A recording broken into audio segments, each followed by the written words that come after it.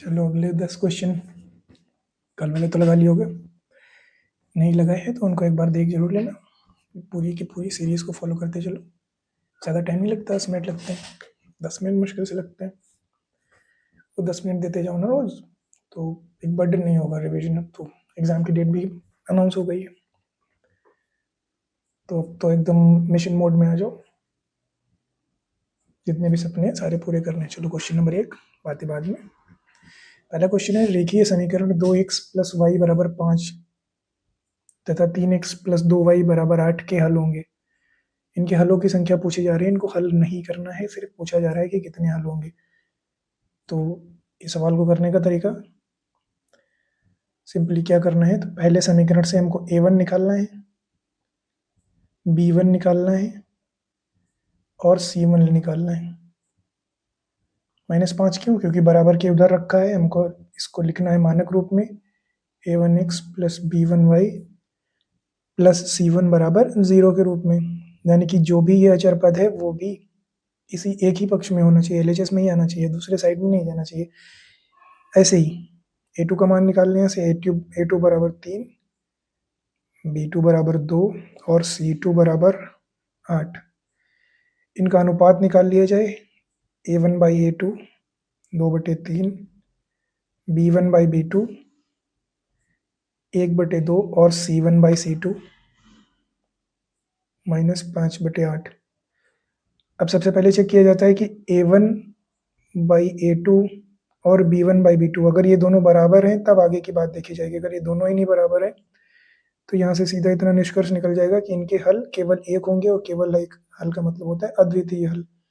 यहाँ से देखा जाए तो a1/a2 का मान 2/3 है और b1/b2 का मान 1/2 है, दोनों बराबर नहीं है। अगर दोनों बराबर नहीं है इसका मतलब है इन दोनों समीकरणों से निरूपित रेखाएं प्रतिच्छेदी रेखाएं होंगी, और प्रतिच्छेदी रेखाओं का केवल एक हल ही संभव है।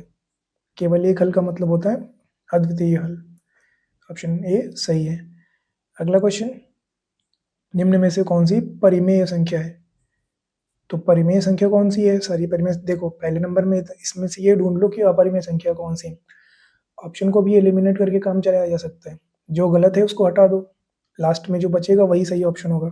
जैसे गलत कौन सा है, √2/√3, इसका कोई भी जुगाड़ कर लो, एक अपरिमेय है एक अपरिमेय है।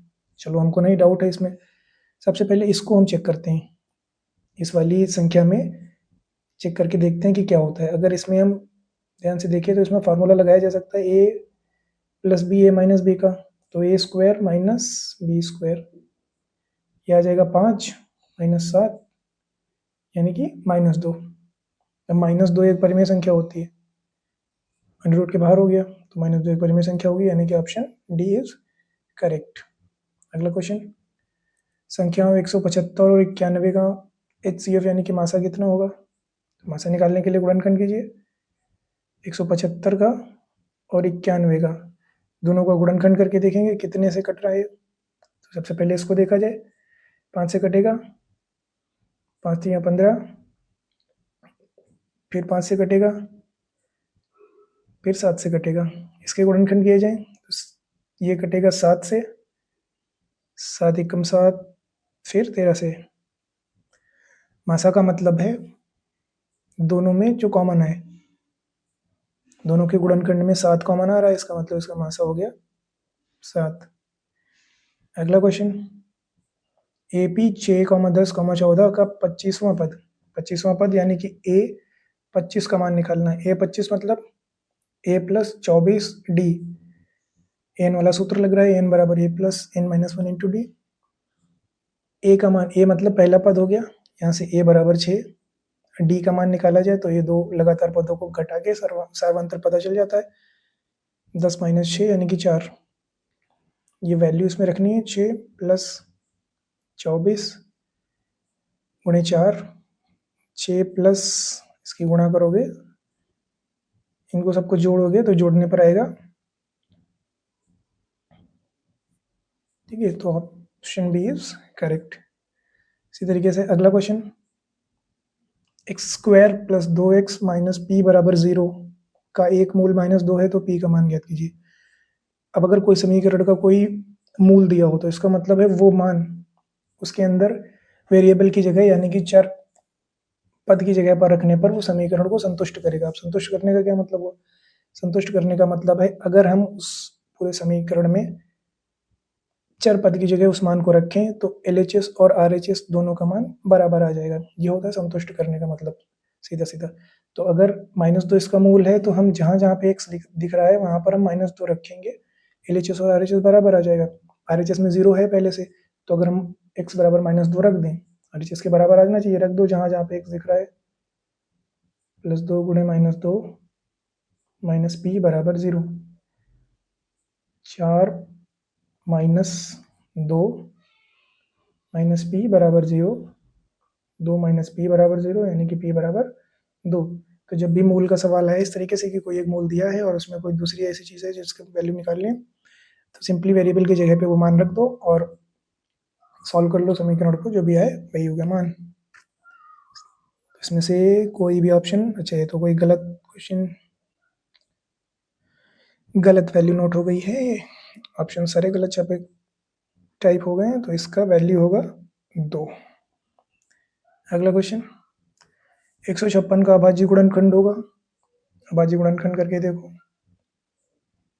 2 से काटोगे 7 8, फिर 2 से काटोगे 3 9, फिर 3 से काटोगे 13, फिर 13 से काटोगे 1, तो 156 बराबर 2 गुणे 2 गुणे 3 गुणे 13, यानी कि 2 की घात 2 और 2 की घात 2, 3 और 13, ये ऑप्शन ए इज करेक्ट। अगला क्वेश्चन, बिंदु 2,3 और 4,1 के बीच की दूरी का फॉर्मूला √x1 - x2 का स्क्वायर प्लस y1 - y2 का स्क्वायर, यानी x वाले घटाओ स्क्वायर करो प्लस y वाले घटाओ स्क्वायर करो का अंडर रूट ले लो।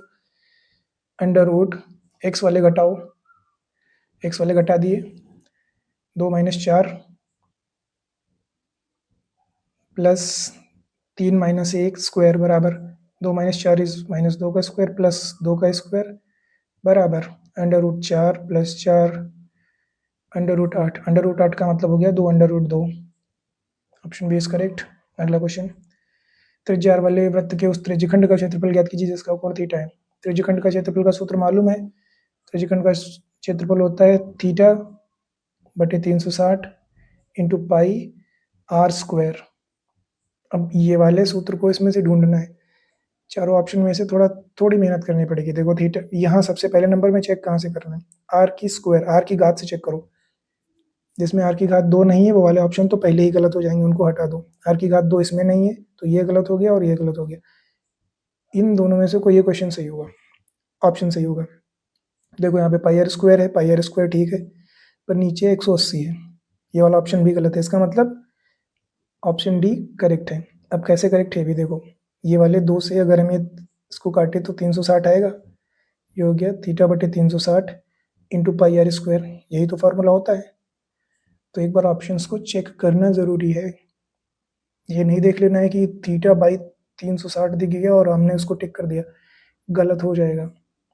यहाँ पे थीटा बटे 360 सही ऑप्शन में दिख रहा है पर गलत है, क्यों गलत है वो समझ लेना अच्छे तरीके से। तो ऑप्शन डी इज करेक्ट। अगला, निम्न बारंबारता बंटन का माध्यक वर्ग ज्ञात करने के लिए हमको निकालनी होती है संचयी बारंबारता। तो संचयी बारंबारता निकालिए, 7 19 और 19 में फिर 18 जोड़ेंगे तो 37, 37 में फिर 15 जोड़ेंगे तो 12 और 5 आई थिंक 52, फिर 62 और फिर 65। ये हो गया उनका पूरा माध्यक वर्ग निकालने के लिए पूरी संचयी बारंबारता जोड़ दी गई। संचयी बारंबारता जोड़ने के बाद कितना आया है संचयी बारंबारता, ये हो गया टोटल n बराबर 65, n बटे 2 निकालो, इसका आधा करोगे तो इसका आधा आएगा 32.5, 32.5 ढूंढ लो, 32.5 इसमें पड़ेगा, इसका होगा ये 20 से लेकर 30 तक, ये हो गया माध्यक वर्ग, ऑप्शन इज करेक्ट। अगला, यदि साइन ए बराबर कॉस है तो और ए 0 और 90 के बीच में लाई कर रहे हो तो ए का मान, ये तो आपको याद ही होना चाहिए, साइन ए और कॉस ए का वैल्यू 45 अंश के लिए बराबर होता है। तो ये बार बार आ चुका है, ध्यान रखना है। बस हो गए 10 क्वेश्चन।